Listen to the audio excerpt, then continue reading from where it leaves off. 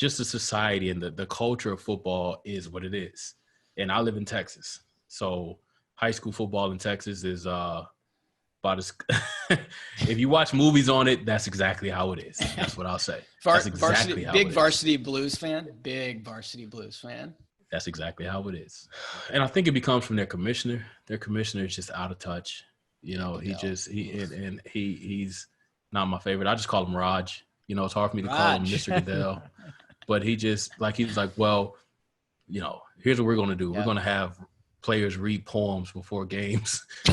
And it's like, what?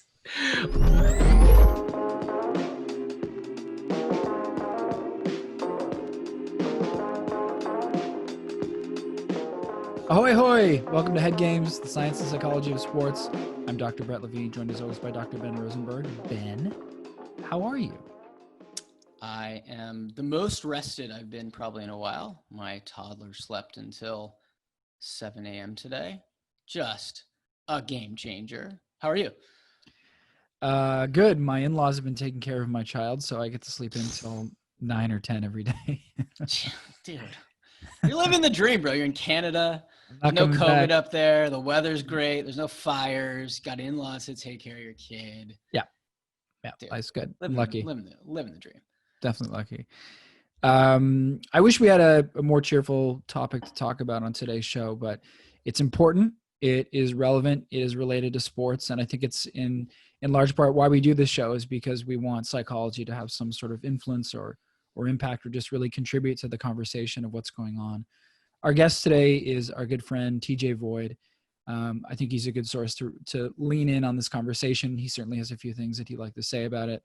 So he'll be a great guest coming up in just a bit. Let's just recap it. The show is really about what happened, and I'll just cover the news. If you haven't heard, if you've been living under a rock, you probably already know at this point.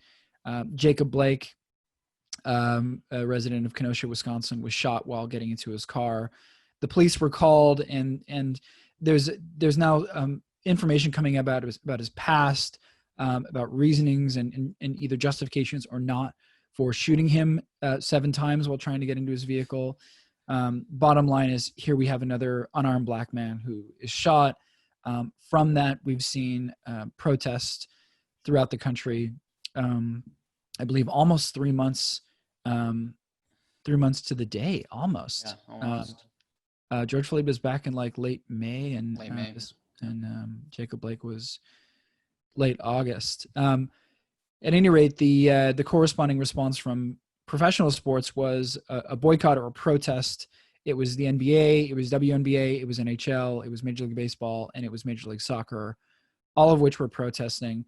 This is a question for you. I want to start things off with some good background on this, and then we can get more into it, obviously, with TJ. But the question for you is, does protesting, and I guess the close relative of protesting, boycotting, do these things work? Are we expecting there to be real impact from, let's say the NBA protesting and not playing, or is it just sort of like more symbolic? Yeah, awesome questions. I mean, I think in some ways these are the most important questions we can ask right now, right? Like, it's fantastic that the NBA, that all these professional athletes are using their platform to make their voices known and to take a stand on this stuff. From a researcher's perspective, this is a really tough question to answer. I mean, if you think about like the way that researchers study this stuff, the impact of like an advertisement or a mass movement on people's attitudes or their behaviors, is they ask people, hey, do you remember seeing the NBA protest in 2020? How did it affect you? Right? So they're asking people to like think back about the impact of something on them. And that's, if you sort of logic that out, that's not the best way to measure the impact of something. Right. Like, do you remember what you saw on a TV ad yesterday? No, you have no idea. You probably don't remember what your kid had for dinner last night, right? So it's hard for people to recall things first. And secondly, it's really hard for them to recall the impact that something had on them. So claiming that there's a direct one-to-one impact of being exposed to this kind of movement or being exposed to this kind of stuff on social media, on the news, having a one-to-one impact on people, claiming that is really hard. Mhm. It's just fuzzy. There's a lot of other things happening in people's Yeah. lives that make it difficult to make that kind of causal, like X caused Y type of thing. Yeah. So caveat everything with that. So it's hard to say that there's going to be that sort of impact, but there is some interesting research that shows that the effect this kind of publicity can have on people is more through what's called agenda setting, which is the idea that it gets people talking about an issue, Mhm. which then maybe long-term downstream could have some kind of change on their attitudes or their behavior. So it's not so much that the players talking about this stuff or protesting or boycotting their games are directly going to affect Joe Schmo out there who doesn't believe in this stuff, Mhm. but maybe it'll get him talking about it, right? Mhm. Maybe he'll get him talking about it with his buddies when he's out drinking at the bar. He says, yeah, did you see the NBA is protesting or boycotting? Like, that's bullshit. And maybe it's just enough to get him thinking about it, talking about it. And he comes across somebody else who thinks, actually, I think this was a good idea they boycotted, and here's why. Right. So it has the potential to long-term downstream have an influence on people simply because it affects what they're talking about and how they're talking about it. Mm-hmm. So it seems like it's like planting the seed for maybe some later like attitudinal change on like these topics. So it's a good thing nonetheless. Yeah. Could be. It is potentially a good thing. Absolutely. And I think the way that you put it, planting the seed, is a great phrase. Like, there's a thing in psychology called the sleeper effect, which sounds like a wrestling move or something. It's like sleeper hold. But basically it's the idea that you're not necessarily going to change somebody's attitudes immediately. Yeah. And this is what we're talking about, right? This isn't going to be a one-to-one. I see LeBron James boycotting, I'm going to change my mind. Right. But it could plant the seed such that later on down the road, you might have some effect. You might change people's attitudes about this stuff through this kind of long-term. You're giving them a chance to think about it, ruminate about it, talk to their buddies about it, chew on it a little bit. And when the issue comes back around weeks, days, months later, it's possible that they could feel differently. Yep. One last question, and then we should take a quick break before we have TJ here. Let me ask you to solve all the problems for us. Done. Yeah. Right here. Right. Done. Yeah. On this podcast, done.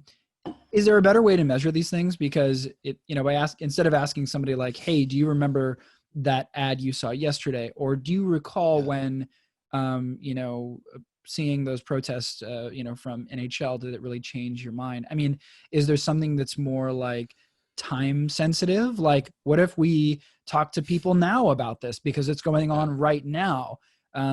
What are better ways of like talking about this and measuring it, really? So sure, we can ask people now, but again, like, how accurate, how good are we at judging how much something has changed us? Like, I don't think we're particularly good at that. I don't know how good we are introspecting about those kinds of things. Like, if I see the protest and you ask me, did it change me?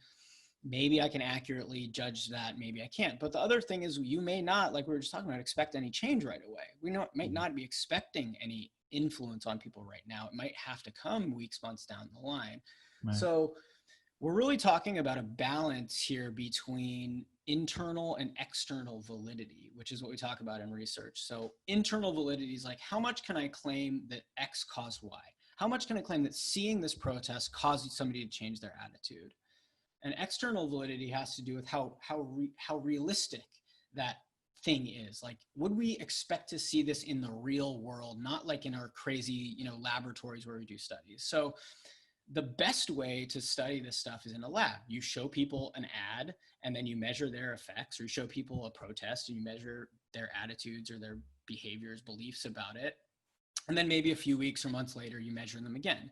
The problem is that's not super realistic, because people typically aren't sitting in their house on their phone or on their TV, not doing anything else, and just paying attention to your ad or just paying attention to your media post. Right. So it doesn't have much reality to it, or much realism to it.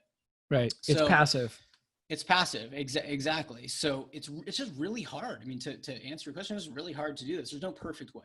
We can either have this kind of direct causal X to Y thing where we're in a lab, but it's not realistic, or we can do it in the way that researchers typically do, which has a bit more realism, because we're getting people sort of in their context in a more kind of real world type of way. Mm-hmm. But we're not as easily able to draw I see this movement to this kind of change type of deal. Yeah, makes sense. Well, let's get TJ in here. I think it'd be great for all of us to sit and just sort of talk, listen, and get into this in a little bit more detail and really talk. And I think as observers and as sports fans in general, talk about how it's affected us. Our guest today is our good friend TJ Void. TJ is a podcaster, educator, former college basketball player, children's author. TJ, welcome to the show. How's it going? It's going well, man. Thanks for having me again. I feel like I'm a cousin at this point, at least. At this point, you're at least a mainstay, if not a cousin, or like one of Ben's relatives or something like that. That's right. Hey, I'll take you any day, man. I got some relatives I want to replace too. So if you want to split some time between our families, then. Well, here we are again. 3 months after the murder of George Floyd, another black man, Jacob Blake, is involved in another gruesome, violent encounter with police. Right. Last week, NBA, NHL, MLB, and WNBA suspended play. The NBA resumed. They all resumed. The NBA resumed after they had actually reached a deal that included increased access to voting in the U.S., which is great. TJ, first question is for you though. Sports obviously being intertwined with current events and I guess politics at this point. Is there more that professional sports can be doing to affect social justice, or is this pretty good? I think this is a really good start at the very least. I think the conversation, for better or for worse, is something that needs to be had. And honestly, sports has always been at the forefront of social change of any sort. People like to say, we go to sports for sports, not politics, but that's not true, because the athletes are leaders in our society for whether they want to be or not. They're visible. They're, abnormally large humans on the NBA side. So they're seen. They're in the top 1% of pay and salary. And so that inherently makes them influential. And so if an athlete backs, any political person, whether local or national, it makes a difference. People buy shoes, and grown people wear other grown adults' names on their backs. So that should let you know how influential these people are. So in terms of what the NBA, and to me, the NBA sitting out that day was not surprising, because I think that the NBA has actually followed the lead of the WNBA. The WNBA, those ladies are fearless. I mean, they do what women do, right? I mean, women kind of run the world, if not out in front of the camera, at least behind the scenes. And so I think they kind of garnered a little bit of confidence from saying, we can do this, right? And so once they stopped, and once Milwaukee, which I thought was key since it was in Wisconsin, right? Mm-hmm. Which no one ever heard of Kenosha anyway, but that's apparently 30, 40 minutes away from Milwaukee. And so when they decided to do it, and then it just kind of, you knew after that the dominoes were going to fall. But I think the key to that was that a plan was put into place, right? And a part of that plan was executed on immediately, which is having every NBA arena become now a voting place, which fights the voter suppression, right? And, people say we're mad at them for coming back so soon. But it's like, what do you want them to do? There is a level, a lot of people that say stuff like that, I can tell they've never played a sport in their life, because that a lot of times that place of play, that arena, that court is normalcy, it's peace, it's solitude from everything else. You have athletes that have reached that level have a sense of compartmentalization that the average person just can't have. Like, these guys can go through, custody battles and divorces and family members dying and all of this stuff. That's why Brian Urlacher's response was such an idiotic statement. That was an idiotic statement for him to say. But the furthest, where he said, like, well, Brett Favre dad died and he played Monday Night Football. Like, what does that have? One has nothing to do with the other. But the further some people get away from sports, you realize the humans that they really are, right? And it becomes nasty. And so athletes, I think, force people. Let's talk about sports. And I know I'm getting a little bit long-winded. I'll cut myself off. But sports, brings people together more than a lot of things.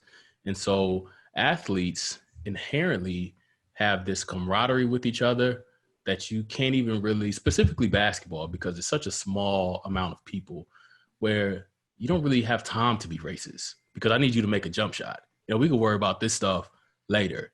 And the coaches, there's more, white coaches than black coaches in the NBA, but there's almost 90% black athletes that are in the NBA.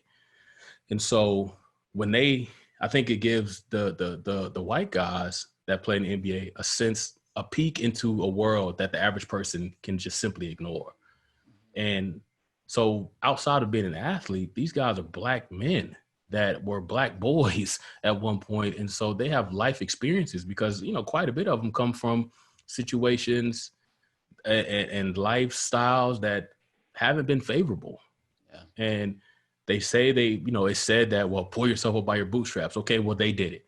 They had this high level of skill, this specific skill set that allows them to occupy one of the 450 jobs that the NBA has to offer. And now, since they did this and they made themselves this prominent figure, now you're telling them to shut up? Like, right. How do you want to slice this? And so the NBA wasn't surprising. The MLB was I didn't think that would happen at all. But soccer, that's what really, like, them suspending games was like, okay. And the NHL even, I'm like, wow. Mm-hmm. Because, the NHL is historically a white guy sport. I mean, we were growing up, we even called like certain dudes, like, when that's a white boy that will play hockey, for real, because we were ignorant, you know what I mean? So we would say silly things like that. But for them to stop play, I think was like, okay, I guess this is happening for real. Yeah. Mm-hmm. And so I don't know if athletes can do more. I think the best thing they can do is, when you get away from the game, is use those lessons that you learn to continue to be that influence that you are, because money brings you influence, man. And those guys have a lot of it, and they live in neighborhoods where sometimes people aren't welcome, that they played with. And I think that's more, I don't know if it's a burden for them, because I do think if you don't feel comfortable doing it, then be quiet. Just, learn, understand, and then see where you can help. Yeah. But I don't think everybody should be LeBron James. Did you see, either of you guys, the clip that I think Brandon Marshall, former Broncos and Bears receiver, Dolphins also receiver, posted? I guess he and his wife and his kids bought a new house in a really ritzy area of Miami, and they are black, and we're moving in, and the security guards were called, who then called the cops on him, this guy's estimated net worth is 20 million or something. And he's trying to move into his new home with his kids sitting in the car. So to sort of your point, TJ, some of the most impactful things that I know I've seen as a white person trying to get some insight onto what this experience is like are from guys like Brandon Marshall, who now have made it. Clearly he's way the fuck richer than I am.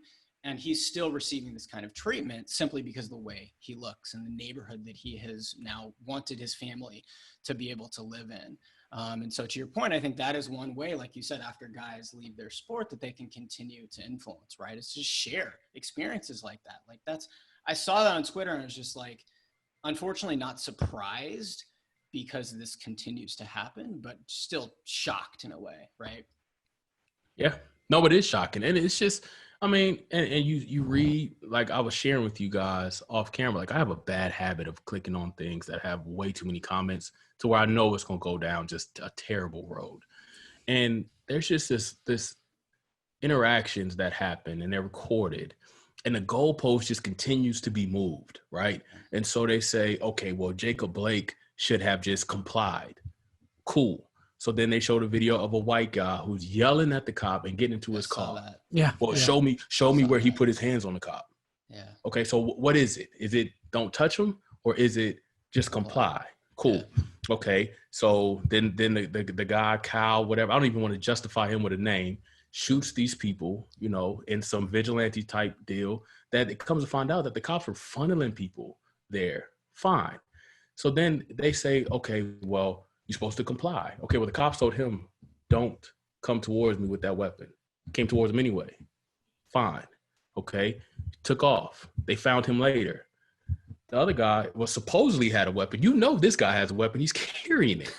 Yeah. He's showing you. He's used it. Yep. He's telling you. But this guy supposedly reached for a weapon. And so athletes can say stuff like this and people get jaded because they're rich. And it's like, well, if you really want to make change, then give your salary up. No, you give your salary up.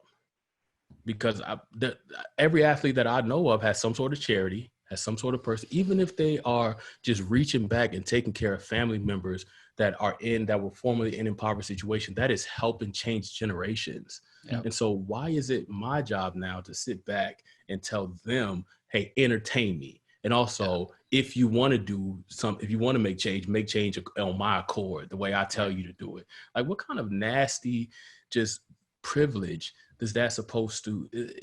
I don't understand it.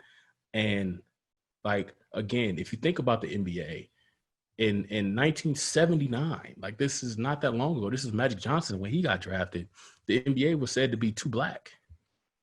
Like, publicly said that. And then, the Lakers won, and the Celtics won, and both those teams were predominantly black dudes. Even in Boston, that is, has their issues with race or whatever, to where now the NBA is almost 90% black.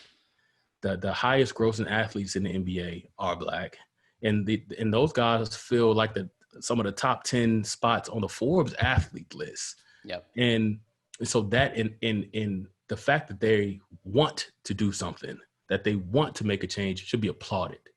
Yeah. It shouldn't be scolded as if you're just supposed to just shut up and we don't come to sports for politics. No, that's exactly why you come to sports, because you talk to me about, flags and patriotism and all of this stuff. So you can't run away from it. If you're going to bring it into the game, then I'm allowed to fight for what's right, because it's not a side of black and white. It's not a side of Democrat and Republican. It's a side of what's right and what is wrong.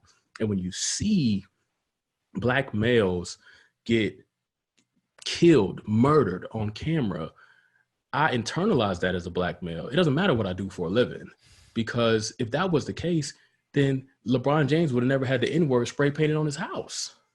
This is LeBron James, the biggest athlete in the world. And he had this happen to him, because outside of this, there's still people who only view you for what you look like. Yeah. And that's unfortunate. So they can't not do anything. And the question is, can they do more? I don't think so. I can't, I'm not one to gauge that. I think they should do as much as they possibly can, because there comes a point where it becomes counterproductive. You just, okay, we're not going to play because. Right. It does two things. I mean, you guys can speak more to the mental of it, but if you don't have that escape and you just delve completely into what you do, and then your income stops, and because regardless of, people want to say, well, you can stop working, and no, this is my source of income. It doesn't matter that it's $100 million a year. It's still my source of income that I've worked hard to create for myself. And you told me to pull myself up by my bootstraps. And this is what I've done. Did it. Yeah. This is what I've done. Yeah. Right.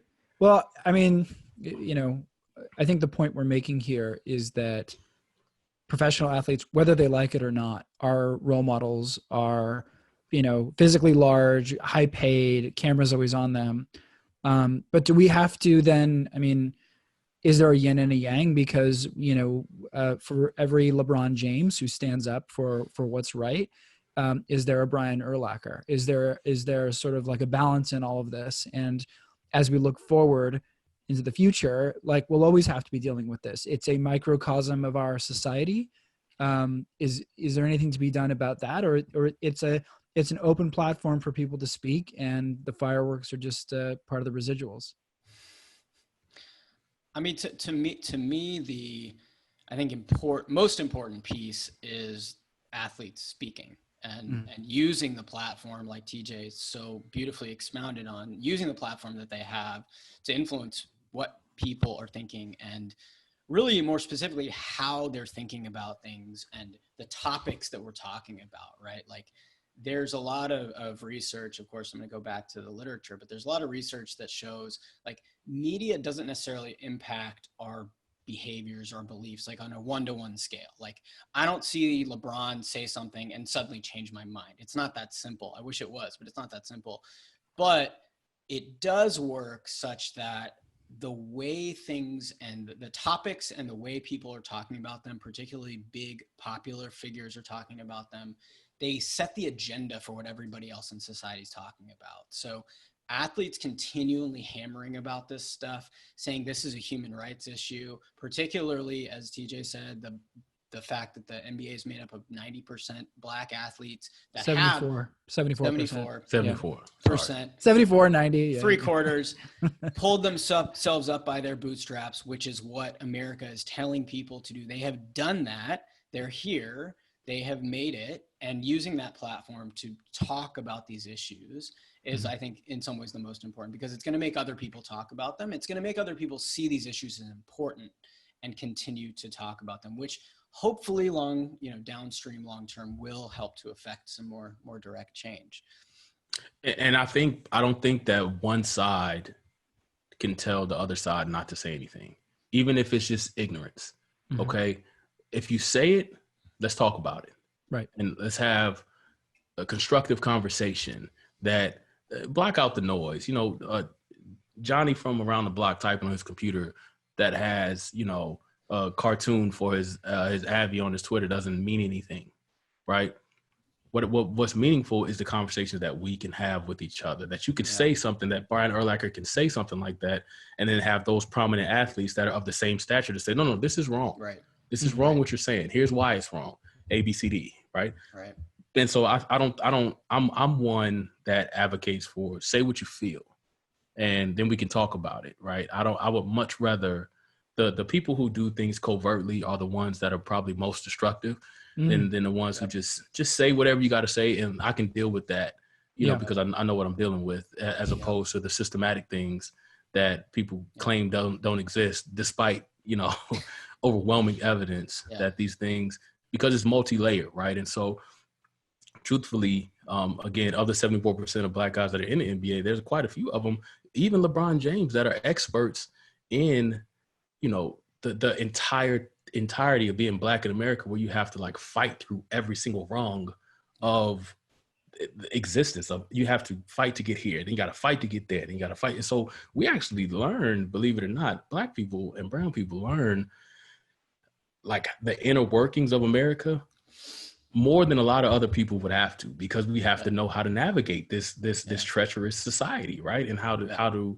so there's a level of survival skills that's almost like a superpower, it's innate. You don't even think about it until you have to think about it, right? When you sit in a room. So when LeBron James goes to business meetings, a lot of times the only black guys in there are his people. Yep. How do I navigate this room? We don't, just like the rich white guy doesn't have to think about being white in that sense. We don't necessarily have to think about how to interact with that guy. We just kind of know, because that's been taught to us by these the people who raised us. And so they're kind of experts in even things that go on in impoverished neighborhoods, because they come from that, and they have some family members that are still there perhaps. And so it will behoove people to actually listen to what they have to say, because because I make $1 million now, I didn't always make this, right? I come when I was, people should listen to, does LeBron say some things out of emotion? Yeah, he's human, but he's also been famous since he was 16. Yeah. And he's like a model citizen, you know what I mean? So it will behoove people to at least give him the latitude to say things that make sense, and listen to him, and then have conversations if you disagree, as opposed to saying shut up and dribble. But then when Drew Brees says something that you agree with, you're like, well, he should be able to say whatever he wants. So which is it? Is it because he throws and not dribble? What is it? Is it? I mean, it's just, and that's the problem with telling one side to be quiet, because you agree with one side or the other. And so it's just, you have to be able to have conversations that are constructive in order to push the things forward and add the progression. But I think it's because people do that because the acquisition of knowledge requires responsibility now, right? If I know about it, now I'm responsible for it. And if I'm responsible for it, now I got to make a conscious decision to either try to change it or to be a part of it remaining the same. Right. And that when it remains the same, it actually deteriorates further. And so instead of me being responsible for that information, I just act like it doesn't exist. And that's why for me, it's hard for me. This is going to be unpopular probably amongst Black people, but whatever. I'm not going to keep screaming Black Lives Matter to people, man. You know my life matters, right? It's just, do I agree with the movement still? Absolutely. And do I know my life matters? Absolutely. But it's my job to make sure that it matters to the people that it matters to.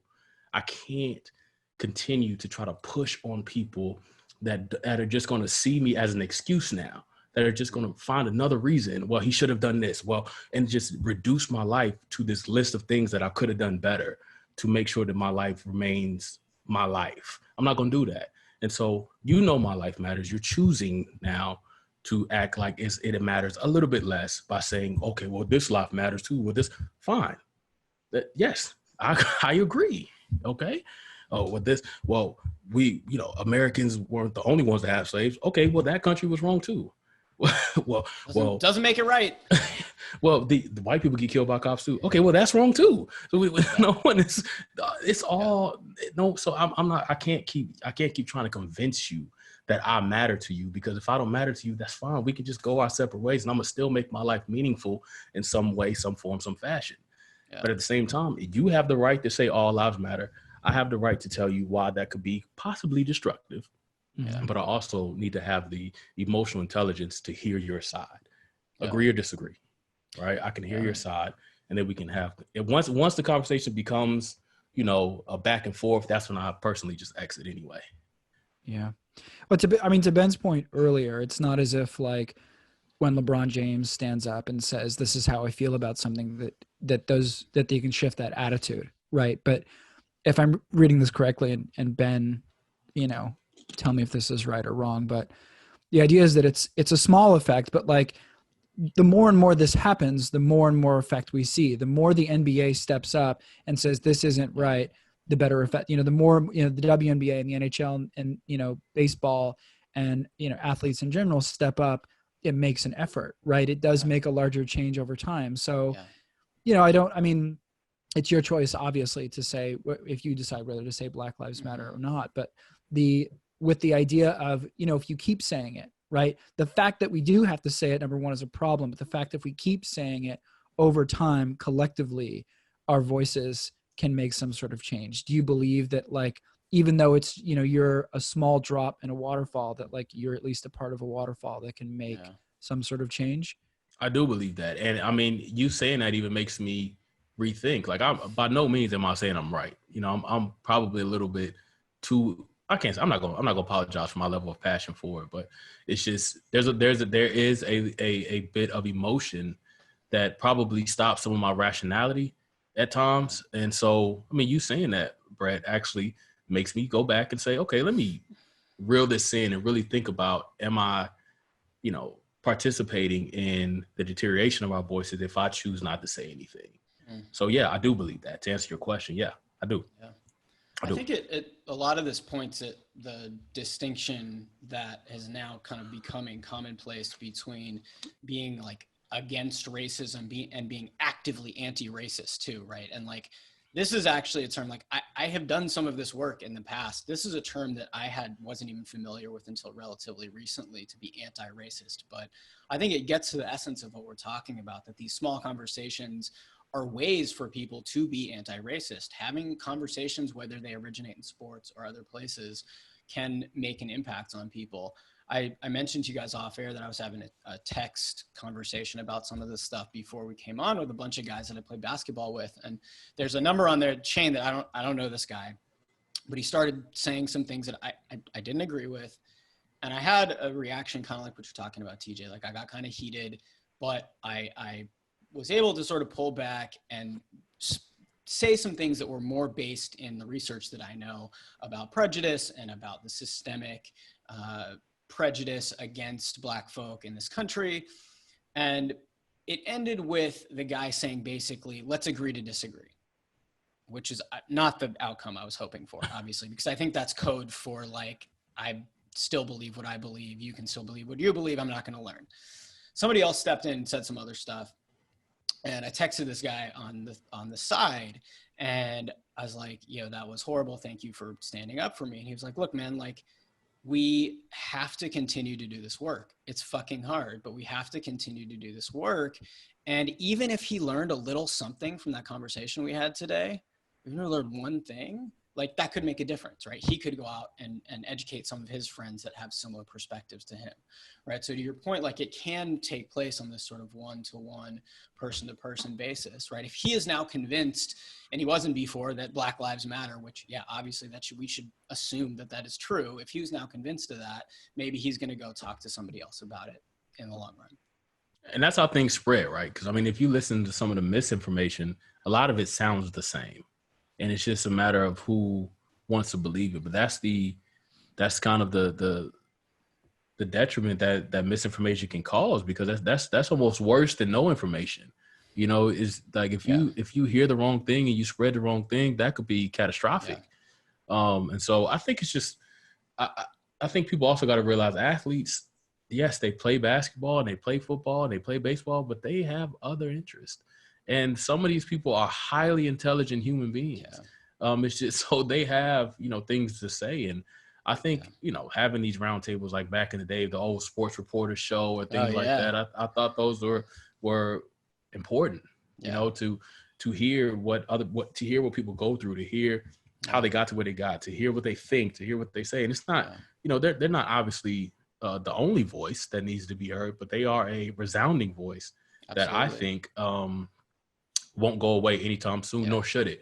But it was exciting to me to see guys, in the NHL and guys, in the NFL, because the NFL kind of is what it is. It's, we love the NFL in America, but it is certainly a good old boy network. And the just the society and the culture of football is what it is.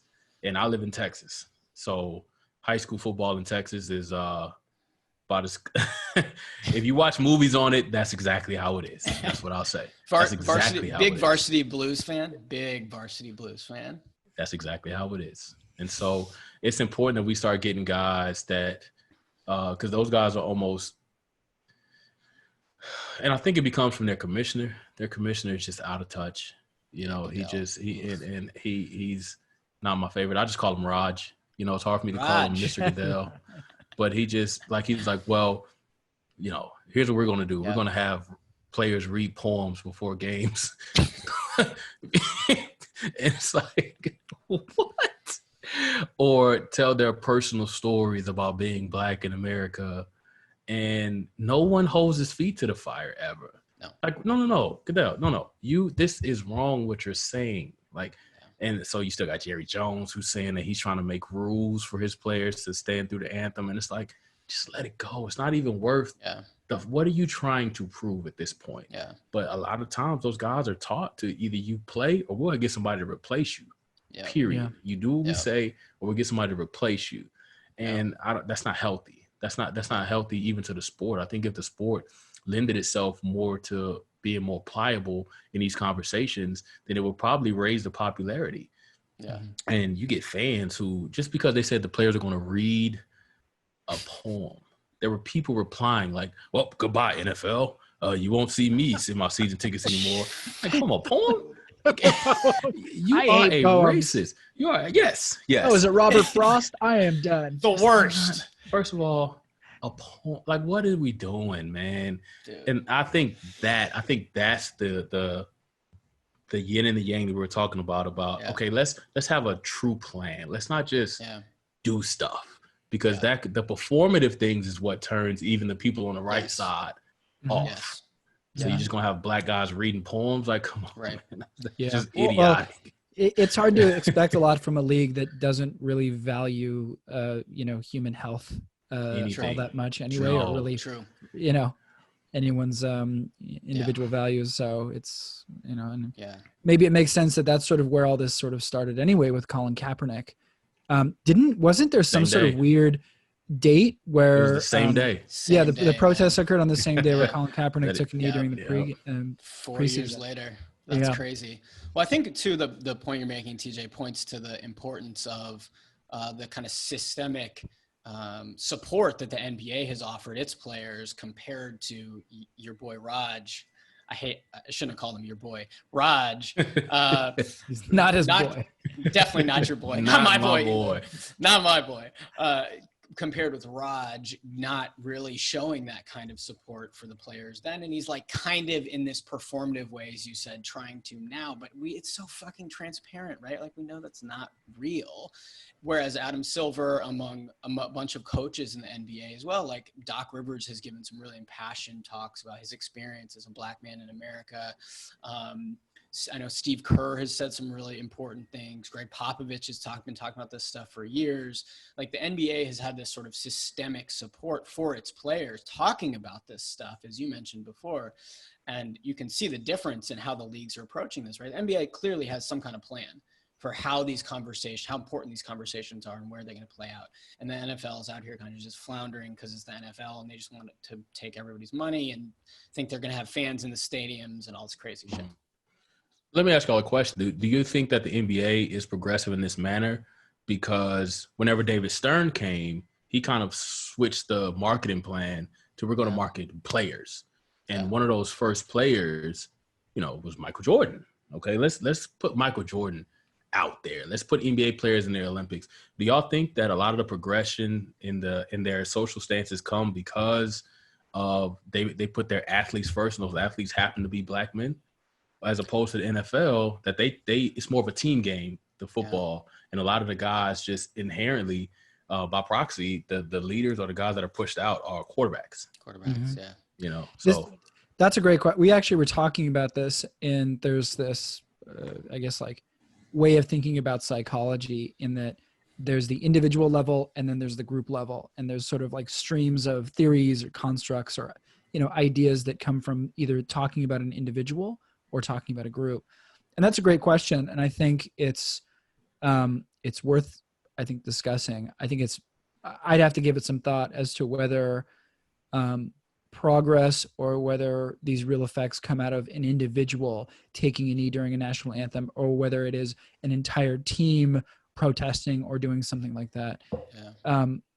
It feels, I'm just going to say very anecdotally, it seems like recently it's easier to trace back these effects when you look at an individual. And we talk about Colin Kaepernick, we talk about LeBron James.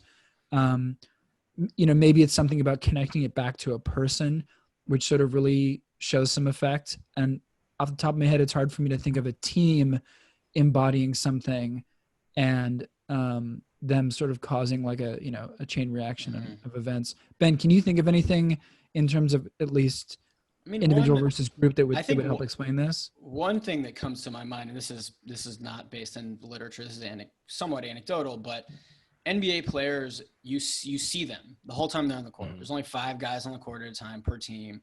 You see their faces. You see who they are. You see what tattoos they have. Like you see their hair. Exactly. You feel like you know them. Football players have helmets on. They're barely visible, right? So. And it just so happens that, as you said, TJ, the players that are typically pushed out to be kind of the public face of the franchise are quarterbacks, who have historically tended to be the white guy with the fucking swoopy Southern dude looking hair. So that's who's recognizable on a football team. It's fewer players who tended to be white, even though most of the players were actually black. Whereas for the NBA, the players are visible the whole time. And so maybe that is something of difference. And as you said, the NBA is pushing its players to be its kind of marketing tool. And there have been lots of big personalities to come through the NBA. Not all of them have been black, certainly, but many of them have. Yeah. And so they are putting this very public face on the league that looks a certain way. And that maybe has helped the league to kind of lead the kind of progression towards that direction in some of these issues. Yeah.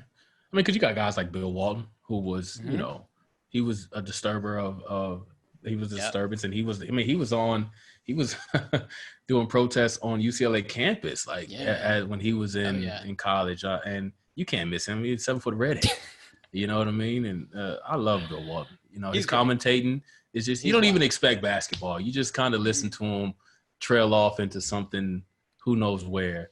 But I think that those guys had an effect on people like, Luke Walton, his son, and Steve Kerr's dad was this, big social justice guy that I didn't realize that until the documentary. Yeah, man. But see, then you got guys like Popovich, who has his strong military ties, and he believes in standing for the flag and all of that stuff. But he also believes what's right is right and what's wrong is wrong. Yeah. And so I think I think one thing that athletes can show, like the Myers-Leonard thing, is that like there is a middle ground. You don't have to be this or that. Like there is, okay, I believe a little bit from here. I have my beliefs here. I can see what you guys are saying, but here I'm with you. Believe me. Yeah. But for me, I feel more comfortable, and I think that's okay. I think that sports has provided that lens that people would look at it that way, as opposed to saying, well, if you don't stand for the flag, you're going to lose all your fans. Like, no, we're not. Yeah. Okay, we're going to lose you, but you don't even play basketball. You don't watch basketball. You don't know basketball. Yeah. I think fans may be the issue more than the athletes. Yeah. But I think that if we looked at it at the lens of, look at these guys, they're smart. They work hard, obviously. They've reached the pinnacle of their career choices, and now this is what they're saying. Then if we can hear what they're saying, if we can see what they're doing, you look at what the NBA has mandated, out of this in 48 hours.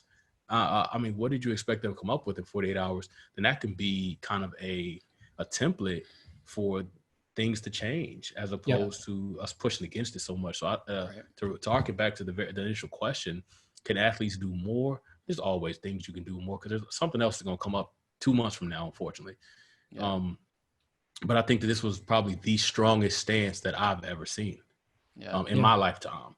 Obviously, we know things, with the sprinters, with the black gloves. And there was also another guy, the third place guy, that he's been like wiped out of the record books in his country because he stood with them. I didn't even know that until this year. Right. But for the NBA to say, nah, we're just going to take this day, because that was their fear, remember, going into the bubble, that we were going to play and this was going to be all swept under the rug. And to an extent it was, but one of the most vocal teams isn't it a team that has a base in America? That's the crazy part. It's been the Raptors. Right. The Raptors have been one of the more vocal teams about this kind of stuff. And I think athletes are important to society. And that should be known by how pissed people were that sports were canceled. Yeah. And the fight back and forth with college athletes. I think college athletes are in the worst position because they're just undervalued to begin with. Yeah. And so when they say something, for some reason, the alumni think they like own these guys. Like, we pay your salary. Like, okay, well, I don't get a salary. So, well, you're getting a scholarship. Fine. I can go get a scholarship somewhere else. What do you have nothing to do with this. You know what I mean? And so when those guys speak out, it's almost like, man, and they're kids. They don't deserve that. If anything, if you think that they say something that's out of, a little bit out of pocket, then it's your job to tell them, okay, what are you trying to say? Oh, here's what's really going on. Now but don't squelch their voices, because you don't want to make that the precedent for them moving forward. Yeah. Mm-hmm. I think you're right. I think you've tied it together nicely, and it has been nice to see. I think there will probably be more of it, for better or for worse, in the future. It does seem like it is sort of maybe an individual thing, because it's not often where these events that affect social justice affect an entire team. It usually starts with a spark. And then from there, we see, I think, a lot of other people rallying. There's a quote, I don't know who said this. It's a great quote. You've heard it. The arc of history is long, but it bends towards justice. It really feels as if the arc of history at this point is really starting to curve.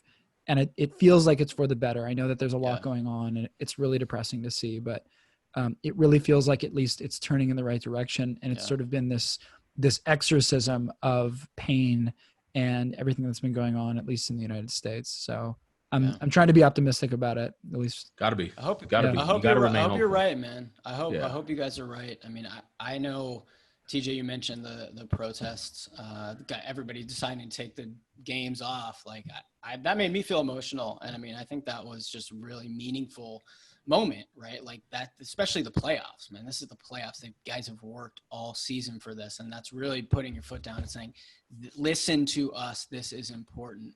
And I hope that you're right, Brett. I mean, I hope that the arc really is going towards justice. Yeah, nothing in America has progressed without some sort of war. you know, and it doesn't necessarily have to be a physical war. Like some people are trying to paint like, well, there's a race war going on. Like, no, it's not.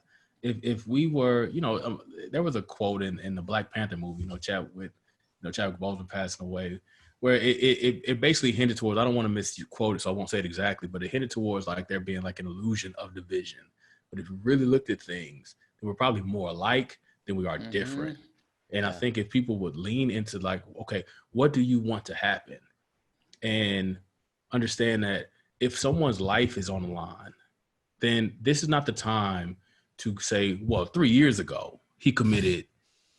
So are you saying that if people commit a crime, they should die? So let's just do away with prisons, right? Let's do away with reformation. And then if you do something wrong, because this is the president that we're setting. And so I think if we I think most people want to live in a society that's safe, want to live in a society where they can feel like they have a chance at life. And if we lean more into that, which I think that athletes are doing, because athletes are showing how they can juggle so many things in that bubble. They're away from their families. Okay, so that's already, we talked about what that can do to your mind, which you guys can speak to way more than I can. Paul George spoke on it. Like, I don't have anything to do but look at my phone. So when I'm seeing people killing me, rightfully so. Okay, because this is what happens when you give yourself a nickname like Playoff P. Never give yourself a nickname. Okay, that's step one. But anyway, you look at it and you're getting killed. And who do you talk to about it? Your wife ain't there. Your kids ain't there. You don't get to go home and kick off your feet and do what you normally do. You're in this thing. But then for them to be able to take the playoffs, take all this pressure, put it aside and focus on this for now and then get back to it, that should be applauded. That should be applauded. I think that the WNBA first, I want to make sure that people understand that the WNBA ladies have been doing this for a very long time. And they've been, people have been talking trash and they're saying, well, that's why they don't get viewers. Like, shut up. You can't guard any of these women anyway. So what are you even talking about? But I think they deserve a lot of flowers for being the trailblazers that they are on a multitude of levels, because they too are away from their families and it's not being reported on as much as the NBA. But for them to be able to take these stances and then still be able to go out and perform and then go back, to still talking about the things that matter to them, I think that shows the fullness and the 360 degrees of a human being. And it's just on display, and that you don't have to be one thing just because that's what you do. And I think again, I'm going to keep saying it because I think that that's to be applauded. And I think that we can learn a lot from the proceedings of the last 3 days and not just continue to be pissed off by it, because it is emotional. As a Black man, with my son watching that, and we're trying to watch the game, but instead we're having conversations, and, the guys on TNT are talking about it and they're not immune to it either, And so, again, I'm being long-winded because I'm really passionate about it. So please forgive me. But I say all that to say that athletes do a lot, and people can learn a lot if we will allow the athletes to be humans and then learn from their humanity. Preach, man. Thank you.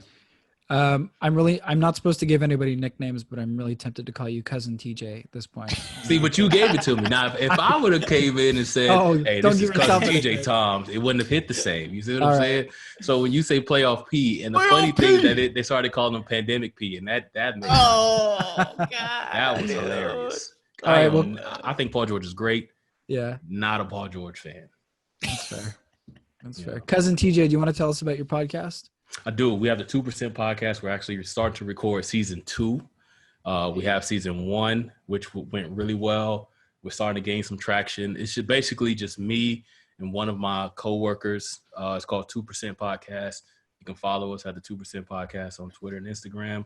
And then we're on Spotify and then the iTunes podcast as well. And it's just about, looking at education from the lens of the most underrepresented, in that, which is the 2% of Black males that are educators. And so we talk about education, we talk about things that affect us, but we also have fun. I mean, we have this segment called the Teachers Lounge, where we often argue about things because, in the Teachers Lounge, that's where teachers go to relax. And so, like one time he tried to tell me that Taylor Swift was a better performer than Beyonce, and, almost lost it.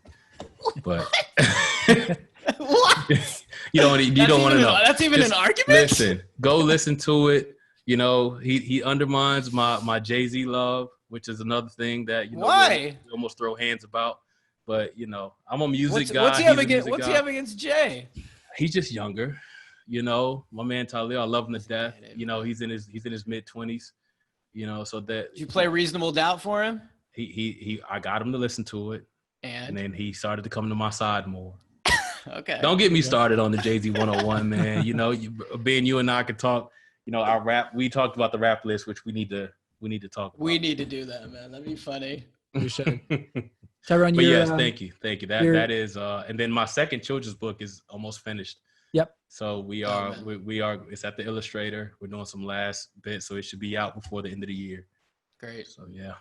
Great. And the title, the new book is? Title of the new book is Bradley Visits the Zoo, which I had this idea about 2 years ago, and it's an important lesson, man. All the books are going to have a little lesson to it. Which the first one, Bradley Knows Everything, which is available on Amazon, is that's just about encouraging kids to stay curious. You know, I grew up in a time where you don't ask no questions, don't ask why. You know, why? Only why is because I said so. And then, you know, as an adult, you start to ask these questions. You're like, wait a minute, Mom, that's not true what you told me. So I think that the more you learn, you know, the more you should ask questions to know more. This time, we're going to try to get it on hardcover as well. Great. So, because, you know, kids are hard on books. So they tear them up. And Ezra's already ripped. so that one is Bradley Visits the Zoo, and that'll be out before the end of the year. So. Right. Oh, man. Yeah. And you're on Twitter at Tyrone Void _ TJ AP. Void. TJ Void. TJ Void. TJ Void. That's it. Keep it simple.